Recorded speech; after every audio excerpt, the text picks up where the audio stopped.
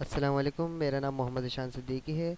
पिछले लेक्चर में हम लोग आर्जेजोमेटिक टाइट्रेशन के बारे में पढ़ चुके थे कि जिसमें हम लोगों ने प्रेसिपिटेशन टाइट्रेशन के बारे में थोड़ा सा ओवरव्यू लिया था। और उससे पिछला लेक्चर जो था उसके अंदर हम लोगों ने मेटलोक्रोमिक इंडिकेटर और एब्जॉर्प्शन इंडिकेटर के बारे में पढ़ा था। तो आज हमारे पास 4 टॉपिक हैं। टाइट्रेशन तो वही रिवाइज होगा। ये कॉम्प्लेक्सोमेट्रिक टाइट्रेशन जो है ये एक नया टॉपिक है जो मैं आप लोगों को बताऊंगा।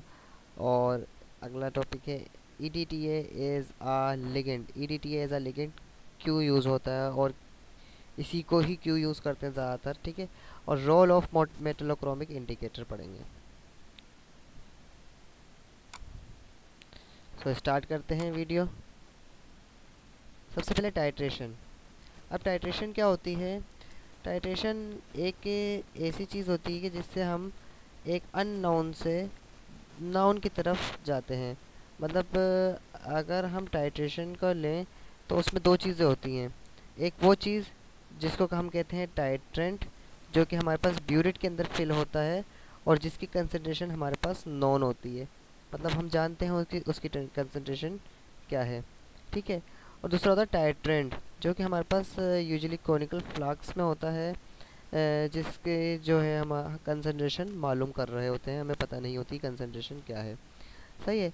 और अगर हम यहाँ पर कॉम्प्लेक्सोमेट्रिक टाइट्रेशन की बारे बार बात कर रहे हैं तो हमारे पास उसमें इंडिकेटर के यूज़ होना चाहिए। इंडिकेटर जो यूज़ होता है वो हमारे पास होता है मेटलोक्रोमिक इंडिकेटर। कॉम्प्लेक्सोमेट्रिक टाइट्रेशन में मेटलोक्रोमिक इंडिकेटर यूज़ होता है। अच्छा, अब यहाँ पर 3 चीज़ें हम लोगों ने पढ़ ली, क्या? टाइट्रेंट, टाइट्रेंड और इंडिकेटर, सही है। अच्छा, जब हमारे पास टाइट्रेंट और टाइट्रेंड दोनों के स्टेशियोमेट्रिक मॉल्स जो हैं वो बराबर हो जाते हैं तो हमारे पास इंडिकेटर कलर शो कर देता है। ये बात तो आप लोगों को पता होगी, यही चीज़ एसिड बेस में होती है, सही है। अब हमारे पास एंड पॉइंट कब आता है? एंड पॉइंट जब आता है जब एक टाइट्रेंट का मॉलिक्यूल या एक टाइट्रेंट का मॉल ज़्यादा हो जाए किसके अंदर? टाइट्रेंड के अंदर। मतलब ऊपर से ब्यूरिट से एक मॉलिक्यूल जो है वो ज़्यादा, एक ड्रॉप जो है वो ज़्यादा डल जाता है तो हमारे पास वो इंडिकेटर कलर शो कर देता है, सही है। जबकि इक्विवेलेंस पॉइंट क्या होता है? जब दोनों चीज़ें बराबर होती हैं। तो टाइट्रेशन में एक सिंपल टाइट्रेशन में ये चारों चीज़ें देखी जाती हैं, जिसके अंदर हमारे पास टाइट्रेंड होता है, टाइट्रेंड होता है, इंडिकेटर होता है जो हम यूज़ करते हैं। अच्छा, एंड पॉइंट वो होता है जहाँ पर हम एक एक्स्ट्रा ड्रॉप उसके अंदर डाल देते हैं। जबकि हमारे पास इक्विवेलेंस पॉइंट जब होता है जब हमारे पास स्टेशियोमेट्रिक बैलेंस आ जाता है दोनों के दरमियान। तो ये हमारे पास ये डायग्राम है जिसके अंदर ये मैंने ब्यूरिट बताई है, ये हमारे पास कॉनिकल फ्लास्क है, सही है।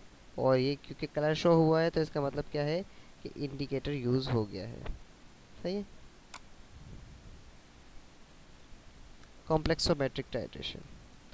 अब कॉम्प्लेक्सोमेट्रिक टाइट्रेशन भी एक वॉल्यूमेट्रिक टाइट्रेशन है जिसके अंदर हम लोग वॉल्यूम वॉल्यूम को यूज़ करते हैं। मतलब वॉल्यूम ही जो है वो टाइट्रेंट होता है, वॉल्यूम के अंदर ही, ml के अंदर ही, सही है। और वॉल्यूम मतलब लिक्विड के अंदर ही हमारे पास टाइट्रेंट होता है, सही है। अब हमारे पास कॉम्प्लेक्सोमेट्रिक टाइट्रेशन है कि किस तरीके से होती है वो, तो वो डिफरेंट मेटल्स की होती है। अब मेटल क्या होता है? मेटल हमारे पास मिसाल के तौर पर ट्रांजिशन मेटल, ज़्यादातर हमारे पास ट्रांजिशन मेटल लिए जाते हैं जो कि हम लोग यूज़ करते हैं, ट्रांजिशन मेटल। अच्छा, formation of complex. Complex form कैसे होता है? हमारे पास मेटल और लिगेंड के दरमियान कॉम्प्लेक्स बन जाता है।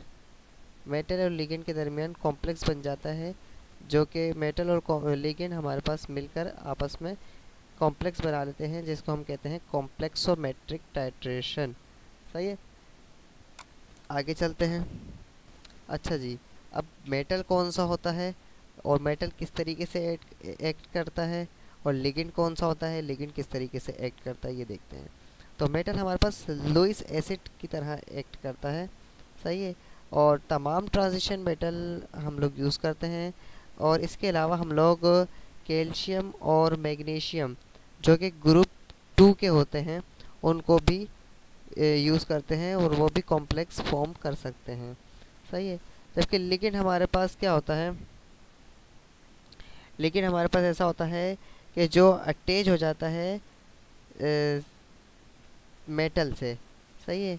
अब मेटल से वो किस तरीके से अटैच होता है, अब मतलब अगर हमारे पास बाइडेंटेड है तो वो दो जगह से अटैच होगा मेटल से, सही है। इसी तरीके से हम लोगों ने आगे बताया हुआ है कि भाई यूनिडेंटेड है। अब यूनिडेंटेड क्या है, उसके पास सिर्फ एक ही एटम होता है कि जो अटैच करे, सही है। मतलब कि हमारे पास अमोनिया है, क्लोराइड है, फ्लोराइड है। अब ये एक ही इसके पास जो है वो वैलेंसी है कि वो अटैच कर पाए किसी मेटल से। बाइडेंटेड है, ऑक्जिलेट, सही है, मिसाल इसकी ऑक्जिलेट है, सही है। इथाइलिन डायमाइन है, सही है। जो क्या होगा हमारे पास, जिसके पास दो डोनर एटम होते हैं और वो हमारे पास दो जगह से जो है वो मेटल से अटैच हो सकते हैं, सही है। इसके बाद होता है ट्राइडेंटेड। अब ट्राइडेंटेड में कौन कौन से आते हैं हमारे पास, डाई इथाइल ट्राइअमीन, सही है, और डाईईन आ जाता है, सही है। इसके अलावा हमारे पास अच्छा अब वो क्या है, वो तीन जगह से जो है वो एटम देगा मेटल को, मतलब तीन जगह से अटैच होगा मेटल से, सही है। इसके बाद आता है हेक्साडेंटेड। हेक्साडेंटेड सबसे ज़्यादा यूज़ होता है, क्यों, क्योंकि हमारे पास एक तो हेक्साडेंटेड छः जगह से उसको किसी भी मेटल को चिलेट कर देता है, मतलब एक ऐसा जाल सा बना देता है कि वो मेटल सब जगह से जो है वो फंस जाता है एक जगह ना। तो ये चीज़ जो है वो हेक्साडेंटेड में होती है। 6 डोनर एटम होते हैं। ईडीटीए इसकी बेस्ट एग्जांपल है। अच्छा अब ईडीटीए जो है वो इसका क्या क्या काम होता है ये देखेंगे। ये ईडीटीए का स्ट्रक्चर है जब ये अनबाइंड फॉर्म में है, सही है, और जब ये ईडीटीए का स्ट्रक्चर है जब ये मेटल के साथ कॉम्प्लेक्स बनाया हुआ है। तो मेटल को 6 जगह से जो है वो इसने घेरा हुआ है। अच्छा ईडीटीए एज ए लिगेंड क्यों यूज़ करते हैं, अच्छा क्यों ईडीटीए ही यूज़ करते हैं, क्योंकि अब इसके अंदर हमारे पास एक तो ये कॉमन मिल जाता है, ठीक है।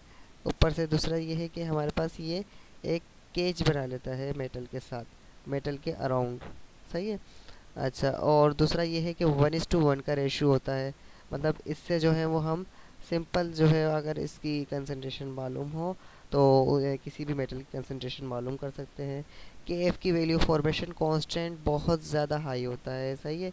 मतलब कि अगर हम लिगेंड यूज़ कर रहे हैं और इंडिकेटर भी यूज़ कर रहे हैं तो हम उसको भी यूज़ कर सकते हैं ऐसे एज ए मतलब एज आ इंडिकेटर अगर यूज़ कर रहे हैं तो ईडीटीए आराम से यूज़ हो जाएगा। मेटलोक्रोमिक इंडिकेटर में क्योंकि मैं आप लोगों को पहले इसकी तमाम जो है वो प्रोसेस समझा चुका हूँ कि मेटलोक्रोमिक इंडिकेटर किस तरीके से रिएक्ट करता है, तो उस वो वाली वीडियो आप जाकर देख सकते हैं। तो के एफ वैल्यू इसकी हाई होती है ताकि फ़र्क पैदा हो सके ईडीटीए में और किसी भी ईडीटीए में और किसी भी एक इंडिकेटर में, ठीक है। दूसरी चीज़ ये है कि एक स्टेप सिर्फ सिंगल स्टेप में ये रिएक्शन करता है, मतलब अगर ये कैल्शियम के साथ रिएक्ट कर रहा है तो सिर्फ कैल्शियम के साथ रिएक्ट करके और डायरेक्ट कैल्शियम ईडीटीए बना देगा, ठीक है। डाइसोडियम सॉल्ट ऑफ ईडीटीए की फॉर्म में पाया जाता है ये, सही है। इसके अलावा हमारे पास वाटर जो है वो सोल्यूबल होता है, ये जो मेटल ईडीटीए का सॉल्ट बनता है वो वाटर सोल्यूबल होता है। बाकी ये नीचे वाली लाइन में पहले बता चुका हूँ आप लोगों को। अच्छा मेटलोक्रोमिक इंडिकेटर के बारे में पूरी की पूरी एक वीडियो में बता चुका हूँ कि वो पीएच डिपेंडेंट होता है, सही है। वो पीएच डिपेंडेंट क्यों होता है ये तमाम उस वाली वीडियो में बता चुका हूँ मैं ना, पिछली वाली वीडियो में।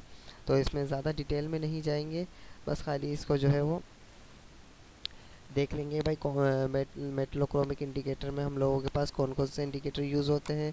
तो ये आगे हमारे पास कैलकोड इंडिकेटर जो कि स्पेसिफिक होता है कैल्शियम के लिए। फास्ट सल्फोन ब्लैक जो कि स्पेसिफिक होता है हमारे पास कॉपर के लिए। जबकि हमारे पास इरक्रोम ब्लैक टी तकरीबन तमाम मेटल्स के लिए इरक्रोम ब्लैक टी जो है वो यूज़ होता है, जिसके लिए हमारे पास pH 10 का जो है वो बफर चाहिए होता है इसको वर्क करने के लिए। इसको वर्क करने के लिए हमारे पास pH 12 का बफर चाहिए होता है और इसको वर्क करने के लिए भी हमें pH 12 का बफर चाहिए होता है। So thank you so much. उम्मीद है कि वीडियो समझ में आई होगी। इसके बाद हम प्रेसिपिटेशन रिएक्शन की तरफ जाएंगे इंशाल्लाह।